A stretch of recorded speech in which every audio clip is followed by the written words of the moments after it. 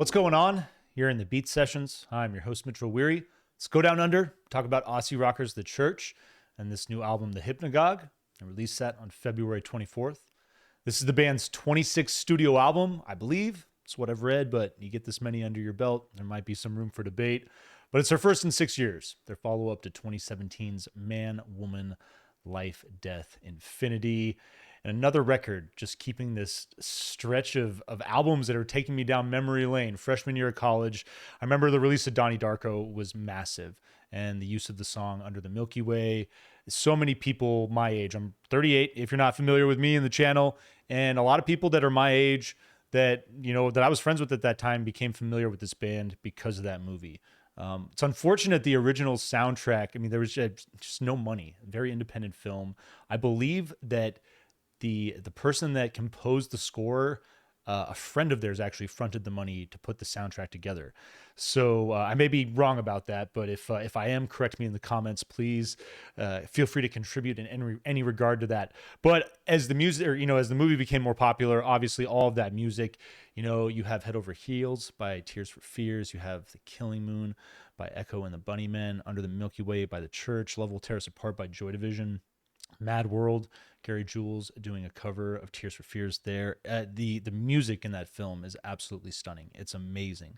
And so just thankful for that film and for, you know, for this band and being able to discover them. It's, you know, you think back, it's not that far ago, 20 years, but as far as resources and the ability to download things, and when I was talking about In Flames, another band that I discovered freshman year, you talk about, you know, the initial phases of downloading, you know, both film, music, any type of media, basically, and the corruption of files, just so many things that made it difficult, obviously because it wasn't kosher at the time. It wasn't something that was deemed acceptable. And so it's interesting. This is a band this is something we've talked about on the channel. They don't receive a lot of coverage in the States. That song was, you know, pretty big when it originally came out. And then with that movie, it was able to make kind of a resurgence, you know, very similar to like what we saw with Kate Bush and Stranger Things. You know, one of my favorite shows, great use of that song in that show and in that scene in particular. But it's interesting the way in contemporary pop culture that we get these great people that are so dialed in to all this music and all these other different things. And, you know, that always lends itself to discovery. I think it's so interesting. And it's something that's fun to reflect on, as far as think of all the artists that you've encountered simply because, you know, you just saw a commercial or something as simple as that. You know, music. I remember like Band of Horses, the funeral, the use of that song in that car commercial. And I just remember hearing that song and being like, wow, this song's amazing. Just moments like that. So it's interesting how that comes about. The Church is one of those bands for me. And I was really excited to take a trip down memory lane, but to also get something new from these guys. I honestly have not listened to this band a ton over the years, but I am a big fan of Australian music, what comes out of the scene, and the fact that these guys are still together and working more towards of a prog rock feel these days. But I felt like that was always kind of present in their music to begin with. I'll go back to Under the Milky Way. I forgot to mention that when that guitar solo hits in Donnie Darko, the placement of the song in the film, I've always just thought that was so perfect.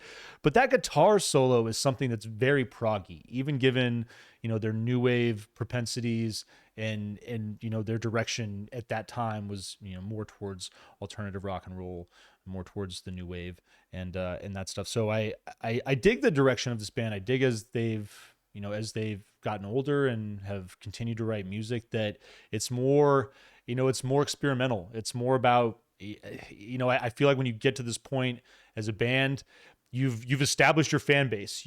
The people that are into these guys, they know that they're into them. And, you know, there might be hits and misses. And I'd say that goes with just about any artist that produces this amount of content. You're going to have your records that you love. You're going to have your records that you're not necessarily thrilled about. But I think this is a record that's worth being thrilled about. This is a fun effort. It's big. I would say that's my one criticism of it. There's a couple songs that I could live without maybe, but it's on a great double package. That's going to be released on April 28th, I believe.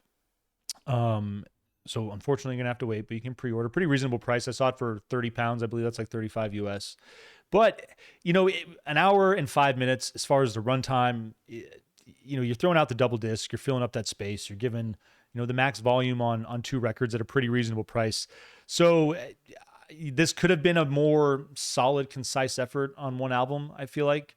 But given it's been 6 years, given the quality of the music overall, like I said, there's really only two tracks that, I liked them. I'm just not super thrilled about them. So, give me the volume, give me the music, give us the double package. I'm pretty pleased with this project and to talk about this band because I think they're a band that has, not gotten the visibility that they deserved. And when they have, it's come with those kind of signature pop culture moments that maybe kind of take away from the overall quality of this band. Under the Milky Way is a fantastic song, but even given my limited exposure to this band and, just a handful of records that I've listened to over the years, this is a band that's written a ton of good music and deserves to have more exposure than just that one song. Ascendance is your first track. Light, slow build around the acoustic guitar on this thing. There's a lot that, I listen to this band and, I think of Echo and the Bunnymen. I think of contemporaries like In Excess. And it's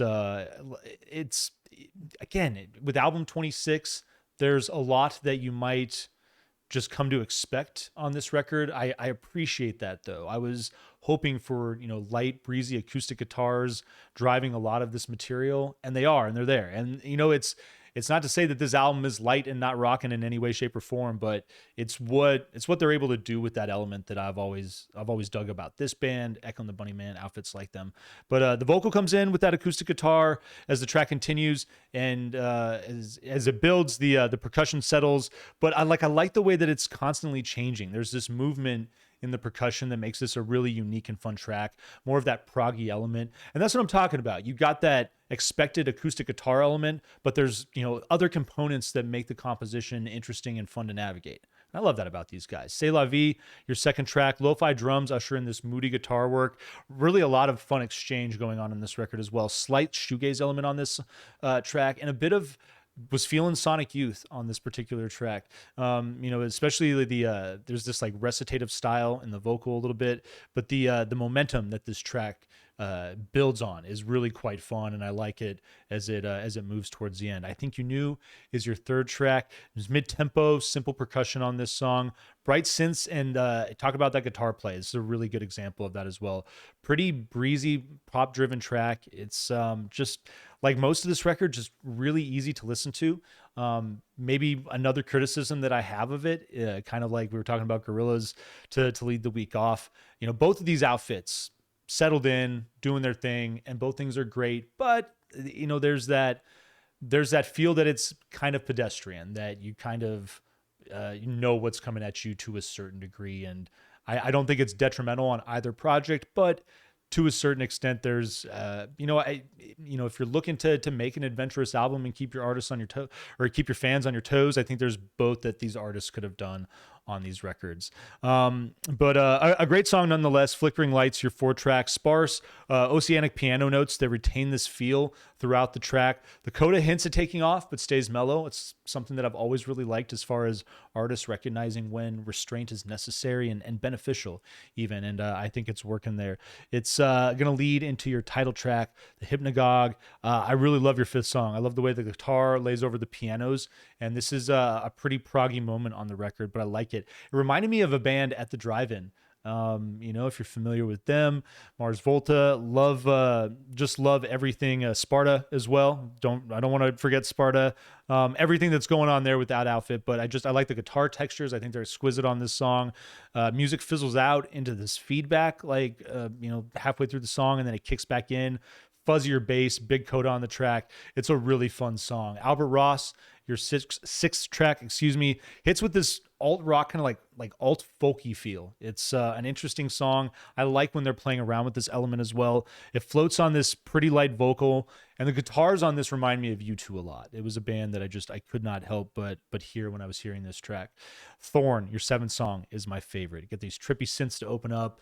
Vocal enters in on this thing. You get this light percussion build as the song evolves. It's got that breezy acoustic element that I love as well. And just this ridiculously thick synth that's working in this thing. This thing, it reminded me a lot of Pink Floyd, and really enjoyed it for that reason. Definitely my favorite song. I will declare it for the sake of the review. Aerodrome, excuse me, your eighth track. Breezy acoustics on this song and guitar played to open. Really like the riff that's there to open, but this thing rides the acoustics. You get like textures of slide guitar. There's some country in this thing, a little bit of desert rock. It's got a nice mellow feel. These Coming Days, your ninth song, drums and pulsating synth create this really gloomy mood. It's a very moody track. It's got these lighter melodies that work in though, something that's present on this album on a couple of tracks. That dynamic, you get these moody elements balanced with lighter textures, and I love the way that this builds into this, like, it's very Bowie-esque, the way that this song evolves. I love the coda. It becomes just a really nice rockin' affair. No Other to You is your 10th track, leads into that big acoustic drive over and behind the lead guitar on this thing. This thing it reminded me a lot of Oasis. This song really sounds like a lot of what they do as far as that acoustic rock and roll drive, and then the big lead guitar over it. Definitely enjoyed it for that reason. Succulent is your 11th track, comes in with this big synth wash. The drums enter and they hesitate, and then they come back and find themselves. It's a pretty cool signature in the song. I really like the spacey, proggy feel of this track. It's got this breakdown in the middle that navigates this really engaging territory. It's something that really drew me in. I like the track a lot. Antarctica, your penultimate track, atmospheric build with the guitars, and then they morph into this big, just like great 80s sounding post-punk track. I really just like the rock and roll nature of this thing. And then it loosens up halfway through. It's got some interesting drive, a little bit of jazz, a little bit of funk. Great penultimate track. It's going to lead into your final song, A Second Bridge. Get this vocal piano intro. It's just developing this classic pop feel. And then the rock elements build in to create another track with that spooky atmospheric and the lighter elements. Really nice contrast there and a way to close this out. This thing is big. It's a little bloated. It's far from perfect. It might be a little pricey, and I might suggest maybe passing on the vinyl for some of you people that aren't hardcore fans of the band. But this is a band that, I've always enjoyed whatever I've listened to from them. And I feel like this is a band that I need to go to the record store, buy this thing, maybe dig back and find some other stuff, and just have a good time digging back through some of their stuff that I'm not familiar with. That's what I'm going to do for part of this weekend. You know what? If you want to join me, feel free to. We're going to vinyl please this thing. It's going to be kind of like the New Gorillas Cracker Island as well. I'm going to give it like a 6.5 out of 10.